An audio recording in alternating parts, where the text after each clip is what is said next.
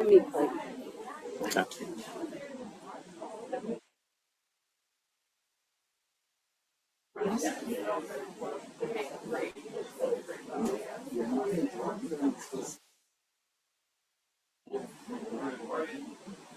So much for coming. I'm Julian T from the Upper School.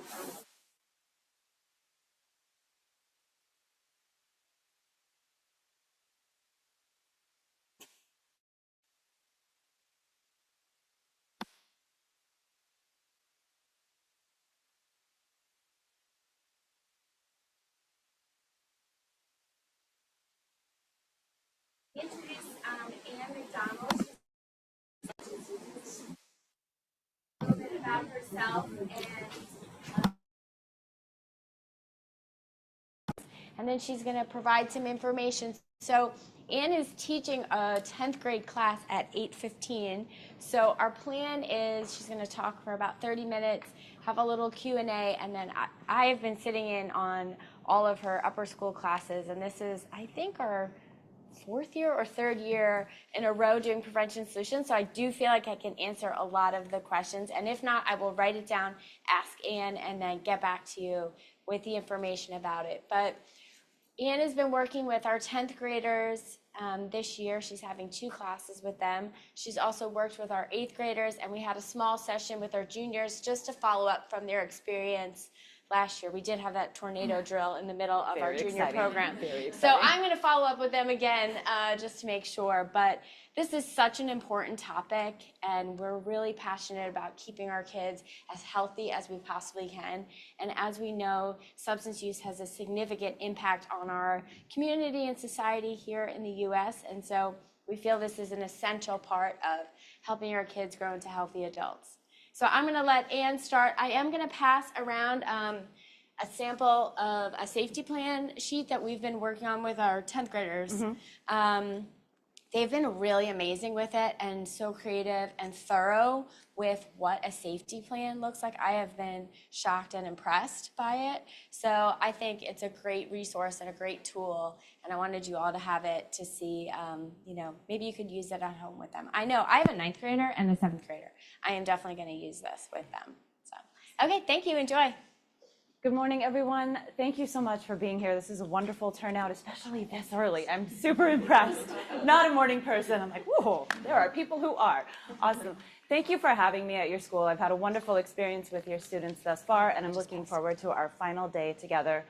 My name is Anne McDonald. I am with Prevention Solutions. This is I'm entering my 4th year with Prevention Solutions. Just a little bit about myself. I've worked in the substance use field for about 20 years. Prior to working in prevention, I worked in a detox facility, so more on the treatment side of things. I'm also a person in long-term healthy recovery myself, so I have personal experience with alcohol and other drug use, and I share this with the students as appropriate, just to give a real-life examples. And I'm also a parent of now an adult son who has had his own struggles, so I am multifaceted coming at this. So thank you for being here. Today, I'm going to talk about what prevention is. I will let you know what I've been talking with your students about, factors that affect our health. We're going to talk about the social norms approach. We use the social norms theory when delivering our lessons, when teaching with students. We'll look some at current trends in teen substance use, but my primary focus today is looking at what our role is as a community in prevention and how we can best work together to keep our students and our communities safe. So that will be the main focus of our discussion. I will have these slides available and the resources at the end of it. If you're really interested in data points and want to know this kind of thing, that will be made available to you, but I'm not going to spend quite as much time there this morning. So the first probably about 20 minutes, 25 minutes, I will present, and then we'll save questions for the last 15. So Prevention Solutions is part of the Hazelden Betty Ford Foundation. Hazelden was founded in 1949, added the Betty Ford Recovery Center or the Betty Ford Center was founded in 1982. Bringing those two organizations together, we've become a leader in substance use disorders, substance use treatment across we work globally, but specifically nationally as well. We have treatment centers located across the country. We have work with the full spectrum, right? Not just treatment and recovery services, but we have research, we have a graduate school, a publishing center. So we provide a lot of literature and treatment-oriented literature, curriculums for use for treatment for medical professionals, public advocacy, informing policy makers, as well as the prevention side where I work.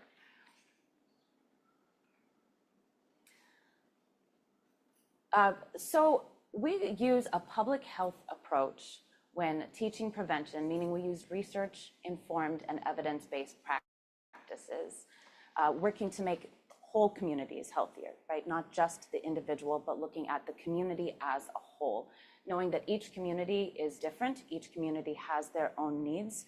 So not a one-size-fits-all approach, but let's take a look at what your particular needs are, what the trends within your community is, and work with what is there. We align our work with SAMHSA's framework of prevention, substance use, the Substance Abuse and Mental Health Services Administration. Specifically looking at cultural competency, again, recognizing that every community has their own needs, has their own goals, and has their own members who have their own talents and strengths to bring to their community, yes. Prevention planning addresses 3 key points: reducing risk factors, increasing protective factors, and intervening on behaviors that could potentially lead to disease. So prevention is essentially starting something before it starts. Prevention is an empowering process promoting individual, family, and community health throughout life by implementing practical and effective strategies. Again, identifying and strengthening those protective factors that exist within the community, identifying and addressing risk factors that interfere with well-being, and then identifying and intervening on behaviors that can lead to disease or illness. Engaging all members of the community, not just alcohol and other drug professionals, but lay people, family members, students, grandparents, the entire community. Can I ask, what protective factors do you guys believe, or do you see in your community now? What protective factors exist within your community? Yeah. Open lines of communication. Brilliant. Open lines of communication. Yes. Yes. We all know each other, Awesome. interact. I'm getting that sense of being here and working. No, it's lovely though. Like I'm definitely getting, I've only been here since Monday, getting the sense of like, no, this is very community oriented, right? We are involved with each other. Great. These are huge. Having the communication between each other, having other people able to look out for, right? Being able to bring up if we see something of concern. What risk factors would you say are within your community? High levels of stress. Yes, that definitely one. Any other thoughts? Alcohol-based city. Yeah, alcohol is part of the culture of Louisville, right? Good, bad, and different, that's what it is, right? But that definitely is a risk factor and good to be aware of, right? Sorry,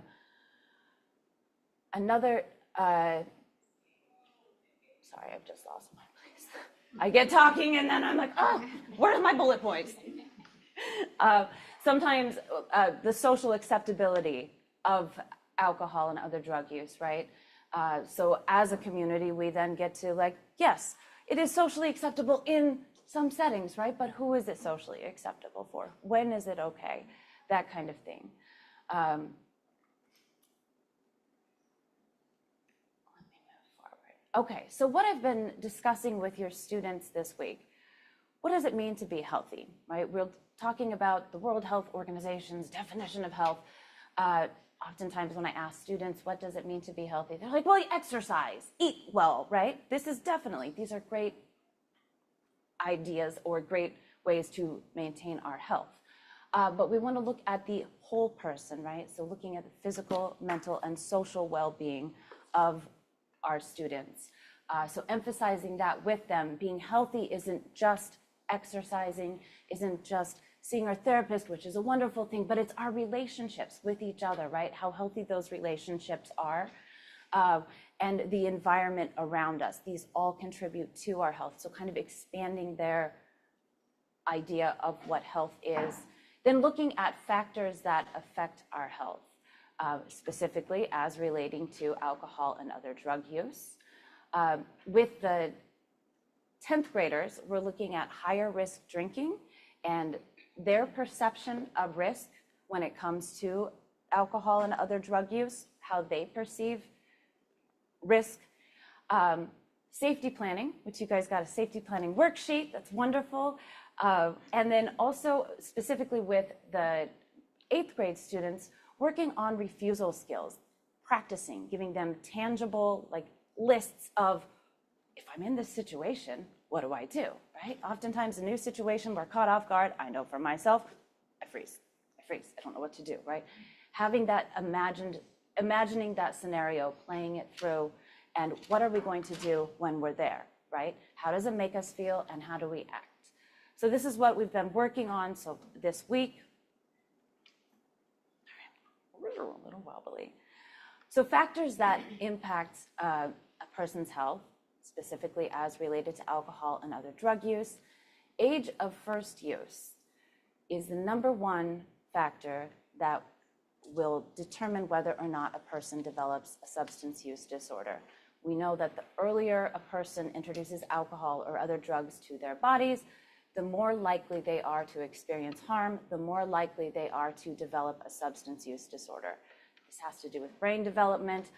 And I have a video that I think I'm going to skip simply for sake of time, but there's a great video about 3 minutes long that has a wonderful way of explaining that I've been showing to your students, the process of brain development and why that teenage brain is far more susceptible to alcohol and other drugs than fully developed adult brain, right?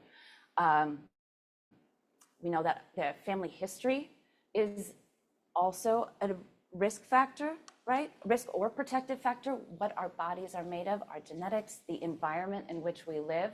When I'm working with the kids on these factors, I use the acronym AGE. The age of first use, our genetics, and the environment in which we're in, right? These are all contributing factors. We also know that substance use disorder and mental health disorders work really well together, right? So if a person has a mental health disorder, they're more likely, or they are more at risk to developing a substance use disorder as well, right? Knowledge is power. Knowing this is power, right? Knowing if you have a substance use disorder or addiction running in your family, this is an empowering thing, right? We know what our bodies are made of. We then have informed decisions. We can make informed decisions. So being able to openly communicate with our students about things that run in our family, I will ask them often, like, how many of you know, like giving the example of heart disease, right? If heart disease runs in our family, we're more at risk for heart disease. Well, what do we do? How can we then keep ourselves safe to avoid that, right? So the same thing with substance use disorder. We really work on using health-based language, taking out any value with good, bad, trying not to use these words, right?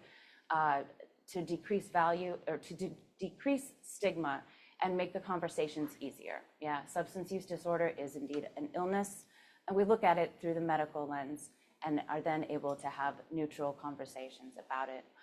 We also know that childhood trauma, being part of a minority group, are risk factors, as well as simply just a lack of information, right? So thank you for being here and collecting information and allowing your students to come as well, right? The more informed we are, the safer we are as well.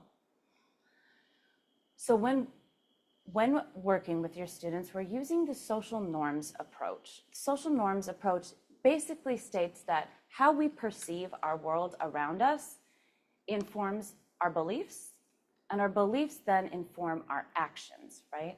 So we're all not just students and not just related to alcohol and other drugs, right? But we get ideas of what is going on, what's happening around us, and what we hear from each other, what we hear in the news and the media, that kind of thing. This becomes our reality, yeah?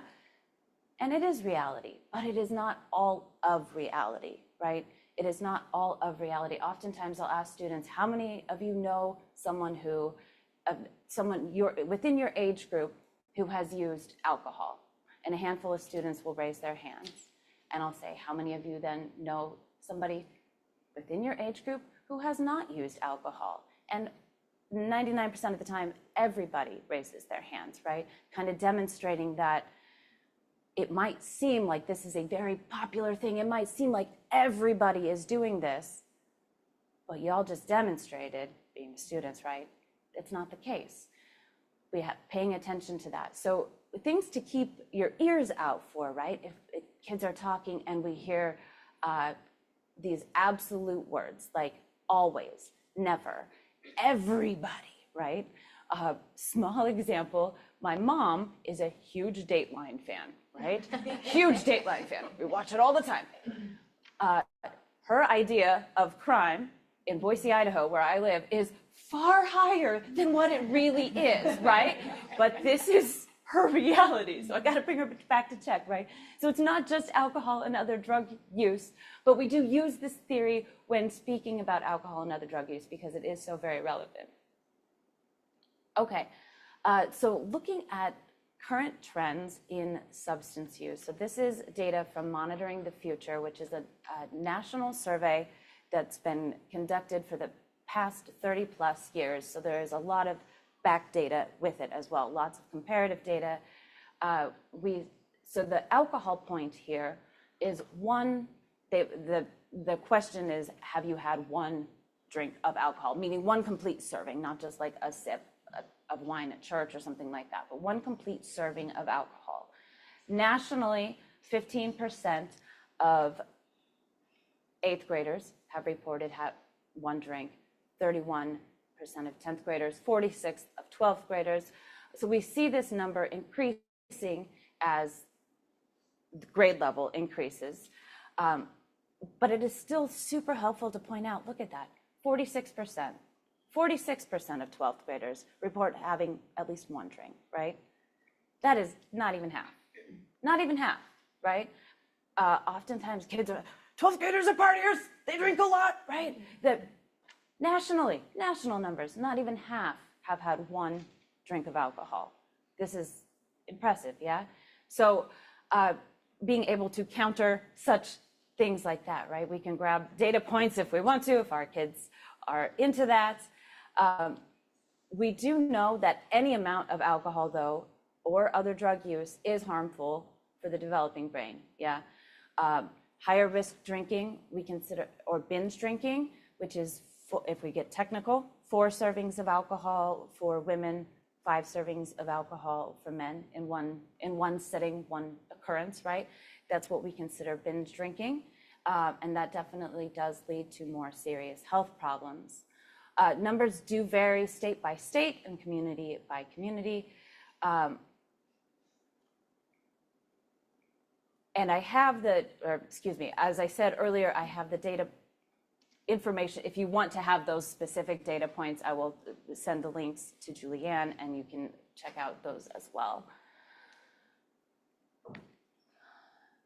Alcohol use, speaking of alcohol specifically, it has historically and consistently been the #1 substance used by teenagers because of its cultural importance, right? Louisville is a bourbon city, but this is prevalent across the United States, right? It is very much ingrained in our culture. Oftentimes, students don't put alcohol in the same category as drugs. Alcohol is a drug, right? They say alcohol and drugs. I'm very specific with my language. When I'm talking with them, I say alcohol and other drugs. Alcohol and other drugs, including it in that category, right? A drug is a non-food chemical that when introduced affects the brain or body. Alcohol fits that description, right? Non-food chemical that when introduced affects the brain or body.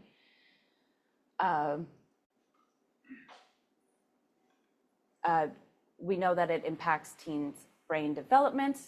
We know that many teens do not use. And the message to repeat to our students, the one that I'm repeating consistently, is the longer you wait to introduce alcohol or other drugs to your body, the safer you will be, right? We know that the teen brain, or we know that brains finish developing around age 25, not 21, 25, right? The longer a person waits, the safer they will be. This is the video that I'm going to send out to y'all. Oh, there we go. Looking at nicotine trends, so vaping is still popular. We've seen tobacco use decrease in young people. It is not trendy anymore. When talking with students, they're kind of repulsed by it, which is great. But there's been a lot of public health work around that too, right? A lot of marketing, public health campaigns, the negative effects of tobacco use, laws and policies being put into place so it's not as easy to use tobacco specifically. Vaping, and there's a newer form of nicotine that you might have heard of Zins. They're nicotine pouches. They are small, similar to chewing tobacco. Place a little pouch in your mouth, and they contain nicotine salts. There's no spitting required. You don't spit like chewing tobacco. You don't need to spit it out. So they're easier to disguise. The health risks associated with these are not yet known because they are relatively new on the market. Vaping became popular in 2016, and it really hasn't been the last 4 years is when we're starting to get information about vaping, right? Vaping was initially marketed as a safer alternative to smoking, right? Maybe, maybe not. Definitely not for somebody who's never smoked. Perhaps for an adult as a harm reduction method, right? But the research is even showing like the negative health consequences to a body are similar effects as tobacco, and then some that are unique and specific just to vaping, right? Like I'm thinking cauliflower ear. There's a vegetable, it's not cauliflower ear, that's boxing, but something lung, that's a vegetable. I thought it was popcorn. Popcorn, thank you. I'm not sure, yes, it is popcorn lung, indeed. That is not a vegetable, corn is. We'll say that was the association that I made there, right? Popcorn lung is something specific to vaping that is not found in tobacco users, right? We know that nicotine impacts the teen brain, the brain development, specifically with emotional regulation and concentration. Nicotine is a stimulant drug, so it can have these similar effects. The message to bring with kids, even though we don't know the risks of the nicotine pouches specifically yet, nicotine is a drug. Nicotine is a drug. We know that nicotine itself is going to have those detrimental effects to your brain. Any kind of use of any form of nicotine use equals risk. Cannabis trends. I know that Kentucky is legalizing medical marijuana in January, and I've been noticing Delta 9 or Delta 8 and other such things in some of the smoke shops around the area, right? These are things to be aware of. The Delta is a workaround, so to say, for marijuana, right? It's kind of slipping into a little legal loophole. It is not safe. Delta 8 is not safe. There's a THCAA or THCA is another form of cannabis that is being sold legally, to be aware of, right? These have slightly different, they've been modified just a little bit so they can fit through that legal loophole, but they are not safe they're not safe. We know that THC is often found in vaping devices, right? And edibles are also becoming quite popular as well. So things to be aware of. And again, reinforcing the message with our students that any kind of use, whether it's eating, oh yeah, it might be better for your lungs, but you're still consuming that drug, right? You're still impacting your brain. Oh my. Okay, getting to the good part. I apologize, we're getting a little rushy right now. What is our role in prevention? Continuing conversations about health and wellness is key, right? We don't have to just talk to our kids about drugs, but pointing out, engaging in their lives, pointing out the healthy activity, our healthy choices that we are making. Using those social norms interventions, like when you hear that always, everyone, never, that kind of thing. Questioning that. Really? Everybody? Everybody? Really, everybody? Right? Role modeling what we want to see in our children. Having rules and boundaries that they are familiar with and reinforceable, monitoring, supervising, and then early interventions as needed, yeah? And definitely assuring that we are celebrating and encouraging the healthy choices that they are making, right? It's hard to be human, but it's hard to be a young person specifically, right? Middle school and high school are difficult times. So when they are making these positive choices or they're overcoming something that has been challenging for them, celebrating those things. The positive reinforcement, just like when they're little, works wonders even for us as adults, right? Tips for communicating with our children. Responding versus reacting. This can be hard. I know for myself. Oh, what's going on? Right? Giving ourselves grace to have that, all right, I might need to take a step. I'm going to talk with you about this, but I'm going to prepare myself so I'm ready to have an actual conversation with you rather than just react at you, right?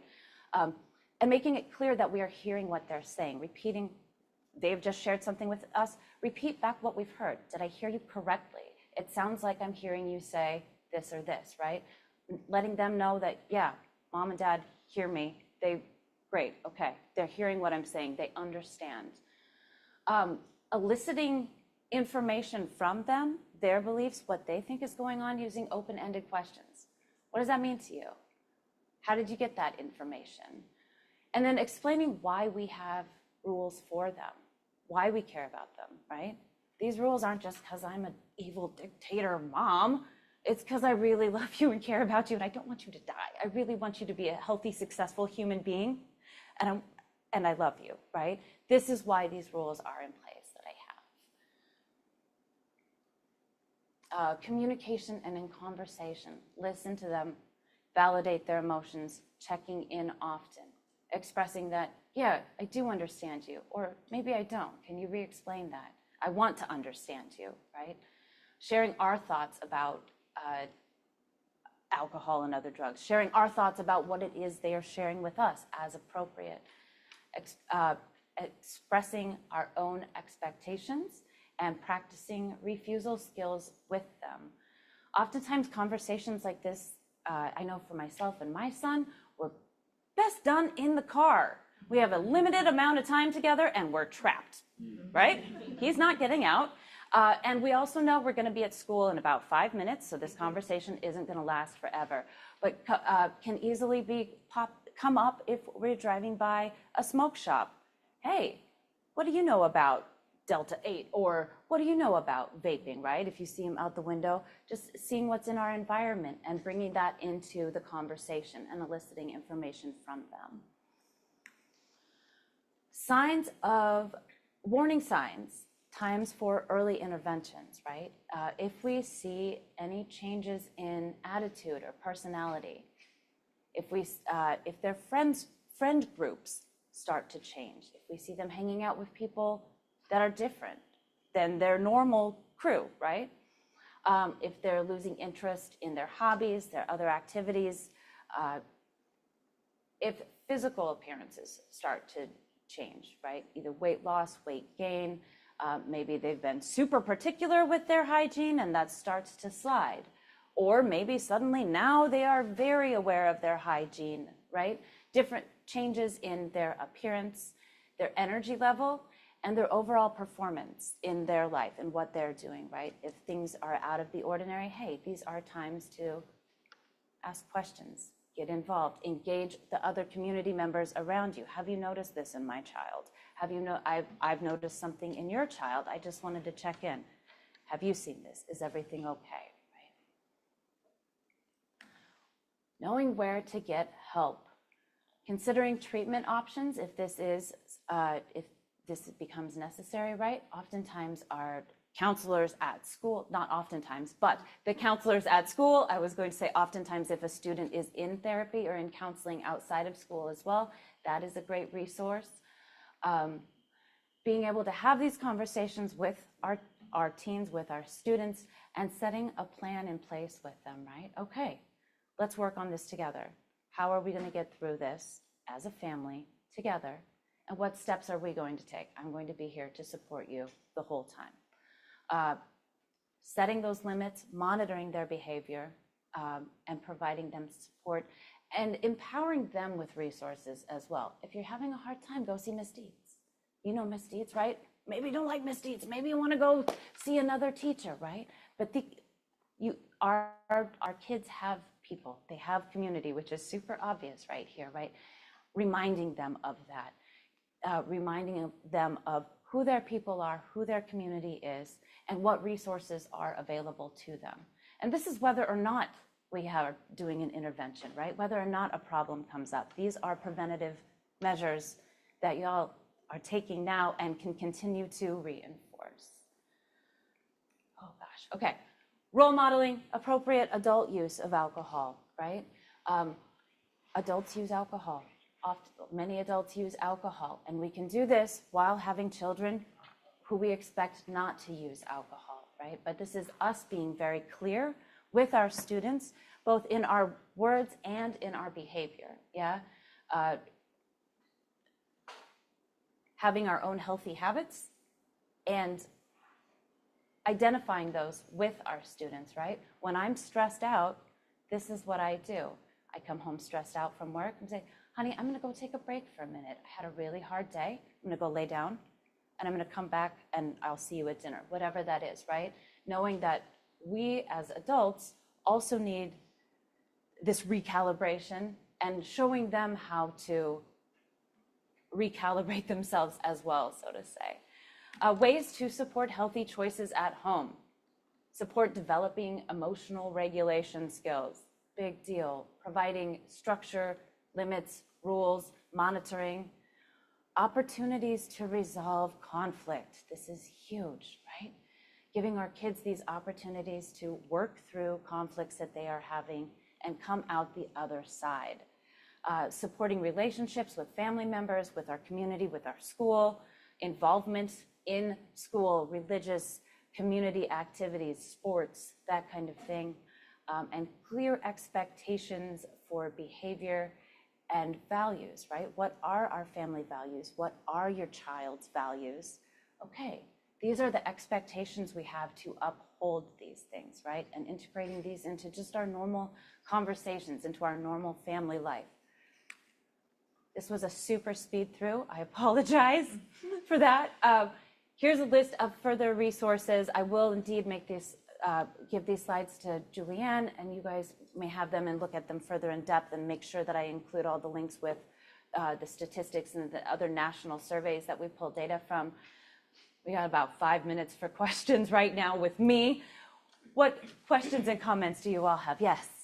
I apologize, this is more of a comment, but maybe Yeah. something you can bring back to your people. About a month ago, my son dislocated his kneecap. Oof. I had to bring him to the emergency room. And he was uncomfortable, but more about the situation, honestly. His nonverbal pain score was not super high. Mm-hmm. And we went and saw the triage nurse, and she asked him, "Are you hurting?" And he said, "Yes." Yeah, obviously. And she said, "Well, I can give you some oxy." And I had such a reaction I was like, are you kidding me? You are offering my 13-year-old Oxy Yeah. based on the fact that he had this event. And that is at a pediatric hospital. And the risk that is creating is huge. Yeah. And I just hope that maybe your foundation is, I would think that you I wish I could wouldn't have to change the advocate world on that. Yeah, no. for that, but that is a huge risk that's being put into our children's lives. And I think that most parents, if you just show up and your child just dislocated their kneecap and they say, oh, I can give you this, they're gonna just do whatever the people say. Right. We follow the doctor's orders. And it was very distressing. Yeah, thank you for that. That's a really excellent point. Opioids are devastating right now, right? They are a very effective method for pain relief as well. They have their place. However, also personal experience with that and with my child as well. Like, doctors are, I'm going to generalize, not great at, they are very good at prescribing them because they are effective, but knowing if the pain level is doable with ibuprofen or something that is non-narcotic, that's amazing. But as parents and as our own selves as patients, advocating for that, and this is anecdotal from me, but it is, doctors are very good at just prescribing these, even though we are experiencing a devastating opioid crisis. I would just share too that most of the data suggests that narcotics are not really substantially better than Tylenol at providing pain control. Right. Yeah. They It's just not. just give you that extra little high feeling and you forget about it. Yeah, thank you. Time for one more with me, if anybody has any other comments or questions.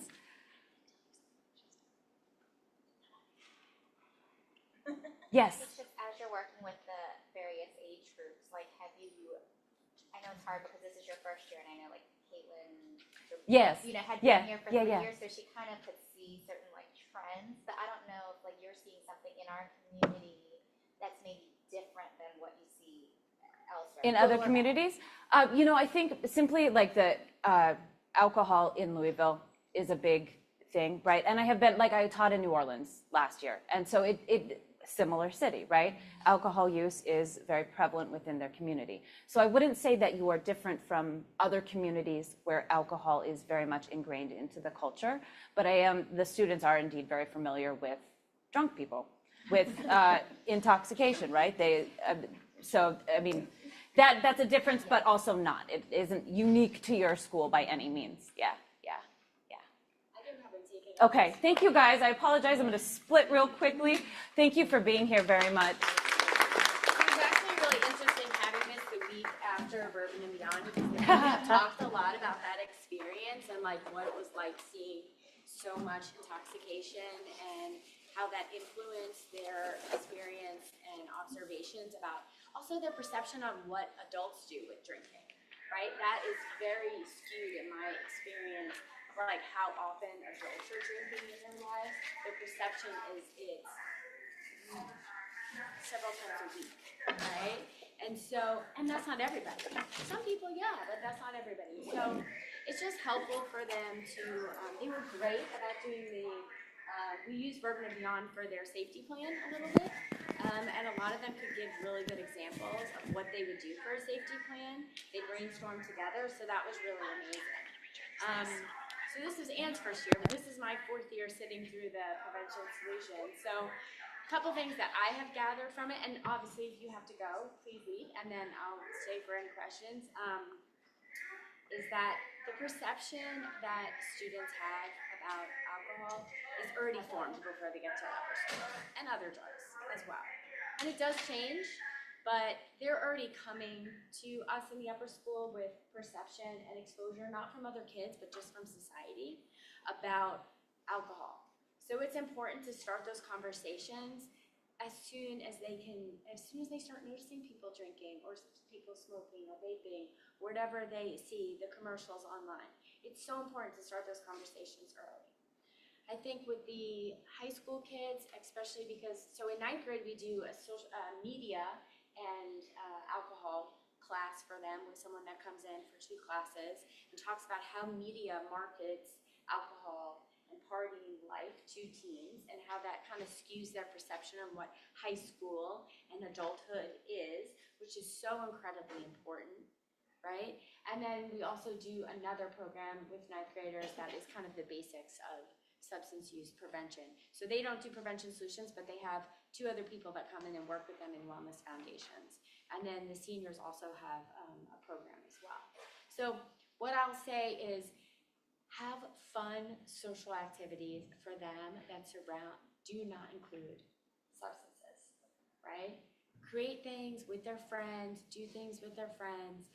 They are, some of them are good planners, some of them are not. It really helps them in upper school if you give them ideas, help them have ideas about what is fun without substances, right? Giving those opportunities. Also, please talk to each other. Please, please, please talk to each other. Call each other, ask what is the expectation at your house if you're having a party or just having friends over. Like, lock your substances up. Even if your kid would never touch it, it just gives them an out. If they have a friend over that is having a really bad day, has substance use in their family, most of us have some type of substance use in some part of our family, right? It just protects them. Call each other, communicate with each other. That is the amazing thing about collegiate, is that we have those connections. You can see names on Veracross. So reach out to each other and let's support them together, because being a teenager is really, really hard, and I just want to keep them safe. So here to answer any questions, you can raise your hand, you can come up, whatever you want to do. I have 2 questions regarding alcohol. Yeah. Is there data showing, okay, so our kids grew up in Europe, and in Europe it's very common for kids to drink earlier, for parents to, I guess, keep the mystery out of alcohol. Yeah. Is there evidence supporting that strategy versus no alcohol here? And then also, she said it's possible for parents to have a healthy relationship with alcohol while still having kids. What are some actual tips or things that we can say? Because, I do have a child now who says, can I have a sip of your really tasty looking daiquiri? Yeah. What can we say? Yeah. Okay, so there's 2 things. So the first one, so I lived in Europe too for 7 years. The data shows that they actually have a worse substance use problem than in countries that have a higher substance use age law. So the healthy relationship with alcohol, it's not supported by the research and data. So, and it depends definitely on a culture's personality, right? So if addiction and the binge drinking is something, but there isn't data to support that it is safer overseas than it is here. And what we have also found is that the age of starting is actually really dangerous, because someone gave me a really good analogy. They're like, if you make brownies and then you pour salt on the top, right? You can just scrape off the top and throw out the icing and the brownie still tastes good. But if you pour the salt in the batter, right, and you mix it around and you bake it, there's no saving the brownies. And so that was an analogy for substance use. It changes their neural pathways when they use substances at a younger age. And so this can be really, really dangerous. So there's a ton of science. I have some great books. I'm happy to send out information. But the data shows that if you start, I don't remember the exact numbers, but it's something like if you're for 16 and under started using substances, it's something like 30% report having a substance use issue later on. And then it's like 18 is like 10%, 21 is like 2%. So like for me, that changed it for me. I did not learn this when I was first a counselor, right? I've been a counselor since 2007. This is something that has come out later and is really important for us to understand that it actually can really change their neural pathways of their brain associated with decision making and shame. Not necessarily their way they think, but their decision making, all that frontal lobe that's so important for life, that's all like not developed yet. And so it can really impact that. So that's to answer that part, and I'm happy to send that information as well, the data that shows that. And then healthy relationship with alcohol. I think it's just important to be really conversational with your kids about it and explain, my brain is fully developed. This is why, I have a healthy relationship with alcohol. I don't have an addiction with alcohol. There are other adults that do. And to explain what is a healthy amount for you as an adult and what isn't, a healthy amount for you as an adult, substance-wise. And to just say, we'll talk with our kids and just say, what are the places where adults should be drinking and what is something that's not. We're really careful about not saying oh, I need a drink, or it's been a hard week, I'm gonna have a drink. And to not demonstrate binge drinking as well. So I think that is really, they really appreciate honesty and being treated like they're older and not hiding substances, and really talking to them about it. And if there's people in your family that do struggle with it, being really honest. We're really honest with our kids, so-and-so has smoked for a long time. That's an addiction that's really hard for them. So-and-so in our family had an alcohol problem. So we probably have some kind of genetic thing in our family, as do most. And so you have to be really careful. So you should wait as long as you can. And you need to be with people you trust when you're an adult, when you're trying alcohol. And you need to see if there is any impact that you might also be susceptible genetically to an addiction. And then just talking about mental health. Drinking isn't a way to support our well-being, right? Does that help? Okay. Any other questions? Just tacking on to the Europe thing, because I know that's kind of years ago when you guys first did that prevention solutions. I think we talked about the same thing, kind of oh, well, we'll just do it the European way, and we'll just kind of be oh, it's here if you'd like a glass. But I think that I remember what Caitlin was saying was the data shows yes, these kids in Europe who are exposed to it drink a certain way with parents, but the binge drinking is off the charts when they're with friends. So they know that with parents this is how I drink, but on the other end they kind of were worse. The data had showed with the binge drinking stuff. So that was eye-opening for me, and I remember that just kind of stuck with me. This is 4 years later. I'm still thinking about it. It was really helpful for me because that's when we first moved back too, and I just started to have kind of teenagers. So that was really helpful for me. Yeah, because I know that is what a lot of families think, okay, I'm going to introduce it slowly. But the data shows that, And it's not, we don't have to treat it like it's evil or dangerous. It's just, it's not healthy for kids, right? It's we don't want them to have a lot of unhealthy foods. We don't want them to have a lot of unhealthy things in their bodies. It's the same thing. Yeah? So, hypothetically, a group of us are going on vacation together. Yes. She's about to ruin our vacation. Start to tell where her mind is going. We're going to vacation in a little bit, and our kids are coming. Yeah. So, can we have a vacation and partake in resort type activities with drinks and the colorful and nice? And then how do we have that conversation with our kids? Because what I'm feeling coming from her now is a sober, very sober. So selfishly, You want me to have a drink? Selfishly, I'm concerned Yeah. it's about to go down. Yeah, I think it's just really important to make sure that the kids understand that the vacation isn't about drinking, that it's about a whole fun experience, and that some activities we're gonna do and they are so much fun regardless of if we have a drink or not. Sure. I mean, we're not going never any alcohol ever, right? If you can drink in moderation safely, you're an adult. Yes. That's your role modeling doing that as an adult. So we're good. Okay? But I think it's just important that they understand that there's fun without it. Yeah, I hear you. That's all I'm saying. I have definitely changed the way I talk about it, or we talk about it in my house now that I have a 14-year-old and a 12-year-old, as opposed to when I had a 5-year-old and I had a 7-year-old, right? We talk about it differently in my house, right? And we acknowledge when we make mistakes too, or when we get carried away. I thought it was interesting, that slide that she showed, which talks about like the changes in either behavior or, physical appearance or whatever it may be. And like the phone in people's hands as kids, I know it's a different topic, Yeah. but some of that same stuff just really jumped out on the page to me. And I Yeah. thought, wow, this is also like Yeah. really gripping, and changing people's behavior. And changing Yeah, their for lives. sure.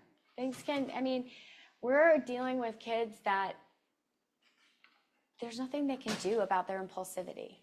They can't change their like inability to not see the future the same way adults are, right?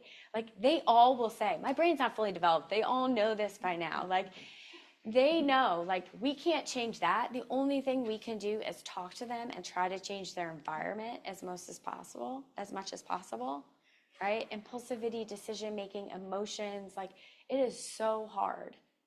And so all we can do is try to like help and support them. And along those lines, like I should have said this from the start, like if anyone calls me to ask questions about substance use, if any student comes into my room to ask me questions, there is never consequences for them. Like you will, like, and Sarah's been here for most of it, like we just want to help them. So call us, like we are a part of your community. Right? If they're drinking at school or at a school sanctioned event, there will be consequences. Their lives will not be over, right? We will tell them that. We will support them. We will help them. We will try to set expectations. But we are here, like, if you need help, please don't hesitate to be like, I'm going to call the school to ask for help. Because we do have people that, like, I know what the substance use prevention things are in Louisville. Right? I can get you support and help and say what's normal and what's not normal, right? If you're worried about kids, hanging out at parties or doing something like that, we're here to help you, right? There's not always something that we can do about it if it's not in our building, but we're a community along with you, so please don't hesitate to reach out. And I would say the last thing, just with all these festivals and events in Louisville in the fall and then in the spring, have honest conversations with the kids. It's not always about them using substances. It's about keeping maybe a friend or a peer safe that has used substances. We've talked a lot about that, what to do if a friend has used it, but also how to stay safe when there's adults or other teenagers who are using substances in your space. A lot of the kids have talked about feeling a little unsafe with people around them, touching them or whatever it is at these festivals and feeling uncomfortable. So I just ask that you like really talk to them about that, because it's not always the people that are using the substances that are in danger. It could also be the people that are just in the environment. Don't eat or drink other people's stuff. Yeah. The kids of it, like the 10th graders have been really good about like, I cover my, my drink, not their alcoholic drink, but like I cover my drink. Like, but they've said like someone was like, grabbing me behind or this person was, so I think those conversations are really, really helpful. And I would even do it younger than the 10th graders. But I know a 14-year-old girl recently that another teenager gave her a bottle of water when she was thirsty. And she clearly got drugged. And she thought she was being given water. Yeah, so it's just really important for them to be careful. They have a great community here. They are safe most of the time, but they're teenagers. Let's do our best, right? Okay. Thank you guys so much for coming. I really appreciate. I will send out some emails with some information in the next in the next week or so before fall break, so that you all have it. I was looking at you, but I didn't mean it. I was more like fall break, because I felt the judgment. I might not be able to get it out there. It's funny. Yeah.